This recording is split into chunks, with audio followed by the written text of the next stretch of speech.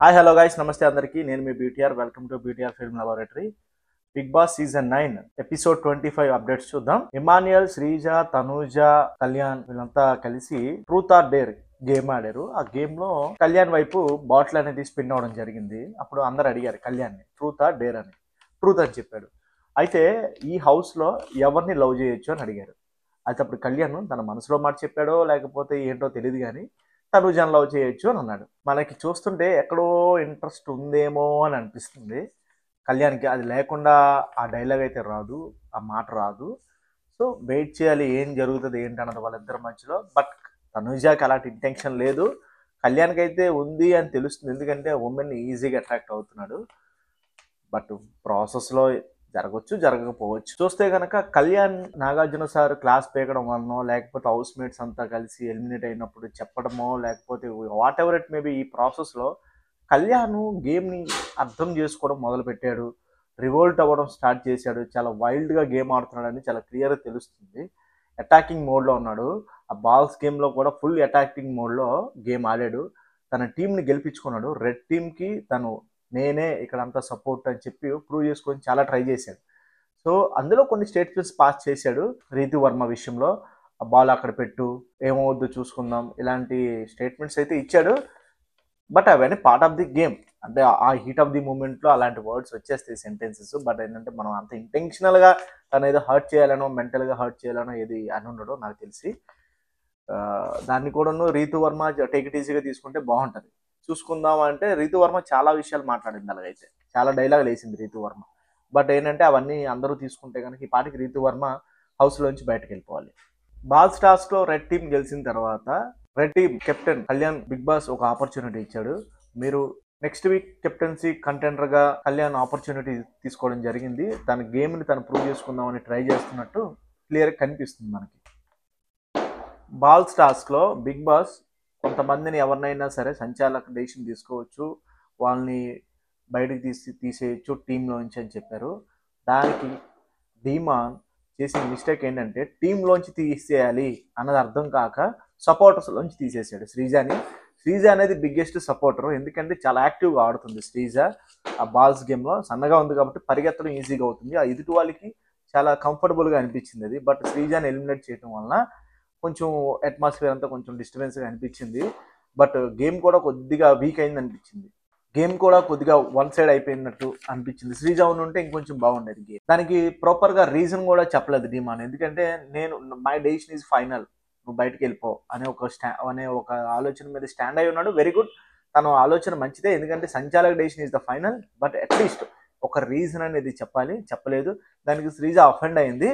But Sreeja కూడా stand అవ్వాలి, ఎందుకంటే సంచాలక డెసిషన్ ఈజ్ ద ఫైనల్ కదా. Reasons whatever it maybe, కొన్నిసార్లు రీజన్స్ చెప్పే పరిస్థితులు వస్తాయి, కొన్నిసార్లు చెప్పలేని పరిస్థితులు వస్తాయి. అలాంటప్పుడు చెప్పలేడు కొన్నిసార్లు కెప్టెన్సీ. హరీష్ గారి విషయానికి వస్తే హరీష్ గారు ఎప్పుడైతే హౌస్ మెంబర్స్ టార్గెట్ చేశారని ఫీల్ అయ్యాడు ఆయన, అప్పటి నుంచి కూడా ప్రతి నామినేషన్లో కూడా ఆయన టార్గెట్ అవుతూ వస్తున్నాడు ఎంతో కొంతమందికి.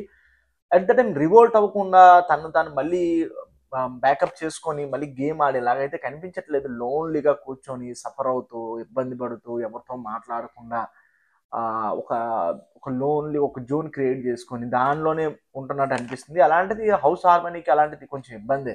అలాంటి పర్సన్స్ వల్ల ఏంటంటే కొంచెం ఎంటర్టైన్మెంట్ కానీ లేకపోతే కంటెంట్ కానీ క్రియేట్ అవ్వడం కష్టం. సో ఆ గేమ్ పర్పస్ ఏంటి, ఎంటర్టైన్మెంట్ కంటెంట్ క్రియేట్ చేయాలి కదా.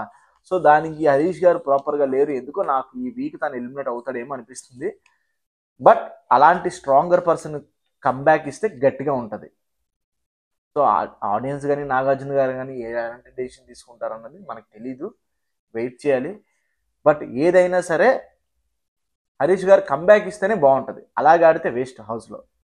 తర్వాత టైల్స్ టాస్క్ ఇచ్చారు బిగ్ బాస్. ఆ టైల్స్ టాస్క్లో హరీష్ గారు దివ్య గారిని పట్టుకోవడం జరిగింది, హోల్డ్ చేయడం జరిగింది. దానికి దివ్య గారు సార్ చూసి పట్టుకోండి, ఎక్కడ పడితే అక్కడ చేతులు వేస్తున్నారు, తగులుతుంది అన్న కాంటెక్స్ట్లో మాట్లాడారు. బట్ ఆయన దానికి డిఫెండ్ చేసుకున్నారు. నేను వాంటెడ్లీ అలా చేయట్లేదండి, but part of the game అది, నాకు తప్పట్లేదు అని చెప్పి ఆయన చెప్పారు. కాకపోతే ఏంటంటే కొంచెం డిఫెండ్ చేశారు ఆయన, దానివల్ల దివ్య గారు ఓడిపోయారు. బట్ ఫైనల్గా లాస్ట్లో దివ్య గారే చెప్పారు, సార్ మీరేం అనుకోకండి, సీరియస్గా తీసుకోకండి, పార్ట్ ఆఫ్ ది గేమ్ అది, నాకేం ఫీలింగ్ ఏం రాలేదు, నేనేం ఫీల్ అవ్వట్లేదు దాని విషయంలో, అలా అనానని చెప్పి మీరేం తీసుకోకండి అని చెప్పి దివ్య చాలా హానెస్టీగా తను చేసిన మిస్టేక్ తను యాక్సెప్ట్ చేసింది. తను బయట చెప్పింది కూడా, మీరు అలా ఫీల్ అవ్వకండి, నేనేం దాన్ని సీరియస్గా తీసుకోలేదు అని. నిజంగా గొప్ప విషయం అది. ఎందుకంటే part of the game physical అవుతుంది. గేమ్ పెట్టిందే ఫిజికల్. సో ఆ టైంలో హోల్డ్ చేయాల్సి వస్తుంది, ఒక పర్సన్ ఆపాల్సి వస్తుంది, ట్యాక్లింగ్ చేయాల్సి వస్తుంది కదా. సో దాన్ని ఉమెన్ ఆర్ మెన్ టచ్ చేస్తున్నాడంటే, హోల్డ్ చేస్తున్నాడంటే కష్టం అవుతుంది కదా. అప్పుడు టైర్స్ టాస్క్లో థర్డ్ రౌండ్లో Harish team and Kalyan team పోటీ పడ్డాయి. కళ్యాణ్ చాలా చాకచక్యంగా హరీష్ని ఓడించడం జరిగింది. హరీష్ గారు ఎక్కడో ఒక దగ్గర మిస్టేక్ చేశారు. ఏంటంటే ఆయన కళ్యాణ్ని కాన్సన్ట్రేట్ చేశాడు కానీ టైర్స్ని వదిలేశాడు. యాక్చువల్లీ ఏంటంటే టైర్స్ని ఫ్లిప్ చేయడంలో కాన్సన్ట్రేట్ చేసి ఉంటే ఆటోమేటిక్గా ఒక సందర్భంలో కళ్యాణ్ని హోల్డ్ చేస్తే సరిపోతుంది, ఆటోమేటిక్ గేమ్ గెలిచేయచ్చు. బట్ ఏంటంటే ఆయన కళ్యాణ్ వెనకతల పరిగెత్తడంలో చేసిన మిస్టేక్ ఏంటంటే, కళ్యాణ్ ఆబ్వియస్లీ అడ్వాంటేజ్ ఉంటుంది, ఎందుకంటే యంగర్ బాయ్ స్పీడ్గా పరిగెడతాడు. హరీష్ గారు కొద్దిగా వీక్, ఓకే నో ప్రాబ్లం, ఆయన మిడిల్ ఏజ్ పర్సన్ పరిగెత్తలేడు. అప్పుడు ఏం చేయాలి, స్మార్ట్ గేమ్ ఆడాలి. సో ఎక్కడైతే మనకి వీక్ పాయింట్స్ ఉన్నాయో ఆ వీక్ పాయింట్స్ మీద కొడితే కనుక ఆబ్వియస్లీ గేమ్ అనేది మన వైపు తిరిగే ఛాన్సెస్ ఉంటాయి. సో ఆయన టైర్స్ ఫ్లిప్ చేసి ఉంటే చాలా బాగుంది. అలా ఆపర్చునిటీ పోగొట్టుకున్నాడు హరీష్ గారు. టైర్స్ టాస్క్లో కళ్యాణ్ గెలిచిన తర్వాత బిగ్ బాస్ కళ్యాణ్కి ఒక ఆపర్చునిటీ ఇచ్చారు. ఇప్పుడు కెప్టెన్సీ కంటెండర్స్లో నుంచి ఎవరినన్నా ఒక ముగ్గురిని మీరు తొలగించవచ్చు, మీ కాంపిటీషన్ తీసుకోవచ్చు, మీ కాంపిటీషన్ నుంచి తీసేయచ్చు అని ఒక ఆపర్చునిటీ ఇచ్చినప్పుడు కళ్యాణ్ చాలా క్యాజువల్గా ఏం ఆలోచించకుండా, హౌస్లో టఫ్ పర్సన్స్ ఉన్నారు వాళ్ళని తీసేయచ్చు కదా, భరణి గారిని, శ్రీజాని, దివ్యాని తీయటం వల్ల నీకు వీక్ పర్సన్స్ తీసేసావు. టఫ్ కంటెండర్స్ ఇంకా ఉన్నారు, వాళ్ళని తీసుంటే బాగున్నావు. వీళ్ళకి కూడాను, శ్రీజాకు కూడా దివ్యాకు కూడా ఇప్పుడు దాకా ఆపర్చునిటీ రాలేదు కెప్టెన్సీ కంటెండర్స్లో. సో వాళ్ళకు కూడాను ఫైట్ చేసే ఒక అవకాశం దొరికింది కదా, ఫైట్ చేసేవాళ్ళు కదా, ఆపర్చునిటీ ఇచ్చుంటే చాలా బాగుందని చెప్పి శ్రీజా కూడా ఫీల్ అయింది.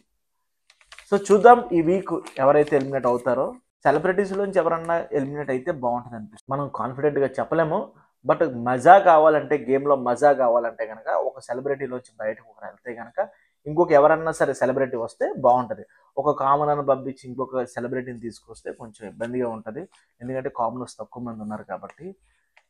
సెలబ్రిటీస్ ఓకే, కంటెంట్ క్రియేట్ చేస్తున్నారు, కామనర్స్ ఏంటంటే ఆ ఫీల్డ్ కాకపోయినా సరే వాళ్ళ ట్రయల్స్ వాళ్ళు చేస్తున్నారు, వాళ్ళ కష్టం వాళ్ళు పడుతున్నారు. బట్ గేమ్ని అర్థం చేసుకొని కొంచెం సెట్ అవ్వడానికి ఒక 1 month అయితే పడుతుంది, వాళ్ళు కూడా కంటెంట్ క్రియేట్ చేయడానికి. ఎందుకంటే మనుషులు ఒకరినొకరు అర్థం చేసుకోవాలి, కలిసిపోయిన తర్వాతే ఒక బాండ్ అది జనరేట్ అయిన తర్వాత ఆటోమేటిక్గా కన్వర్జేషన్స్ అని బిల్డ్ అయ్యి కంటెంట్ అనేది క్రియేట్ అవుతుంది. సో అలా జరగట్లేదు, బట్ అంత టైం కూడా లేదు. ఈ ఈ ఈ వారం మాత్రం ఖచ్చితంగా సెలబ్రిటీస్ నుంచి ఎవరో ఒకరు బయటకు వెళ్ళి ఇంకెవరైనా సెలబ్రిటీ వస్తే బాగుంటుంది వైల్డ్ కార్డ్ ఎంట్రీలో. సో ఇది గైస్ నిన్నటి episode review. Thank you for watching, support చేయండి. జై హింద్.